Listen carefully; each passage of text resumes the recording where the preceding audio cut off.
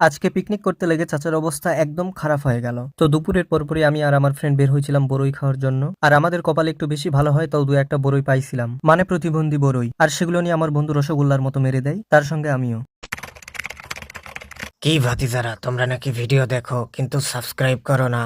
জলদি সাবস্ক্রাইব করো। প্লিজ চাচার কথাটা রাখিয়েন আপনারা। দেন সাকিব চাচাকে পিকনিকের বাজার নিয়ে আসতে বলি আমরা। আর আমরা মাছের পোলাও করবো, তাই নিজেরাই মাছটা ভালো করে পরিষ্কার করে নিলাম। আর কিছু মশলা নেওয়ার জন্য আমরা সবাই মিলে দোকানে চলে আসি। পেঁয়াজ মরিচ কাটা থেকে শুরু করে পিকনিকের যত কাজ আমরা তিনজনেই করে ফেলি। এদিকে তো আমার বন্ধু আছে বড্ড কাজের ছেলে। এদিকে চাচা কাঁচা মরিচ দেখায় কাঁচা রসুন খেয়ে ফেলে, মানে চাচা একটু পাকনামো করতে গিয়ে একটু বেশি পাকনামো করে ফেলে। তারপর চাচার অতীতের কথা মনে পড়ে, তাহলে শুনুন আপনারা একটু। চাচিকে বিয়ে করার দিন চাচির কান্না দেখে চাচা যেভাবে কান্না করতেছিল, ঠিক সেই কান্নায় আবার শুরু করে দেয়। দেন চাচার অবস্থা একদম খারাপ হয়ে যায়। আর এদিকে আমাদের মোটামুটি সব কাজ শেষ হয়ে যায়, শুধু এখন রান্না করাটা বাকি। দেন আমরা একটা ফাঁকা জায়গায় চুলা বানায় রান্না বসায় দিই, আর অল্প সময়ের মধ্যে আমাদের রান্নাও হয়ে যায়। আর এটার সাথে মোটামুটি ভালোই হয়েছে।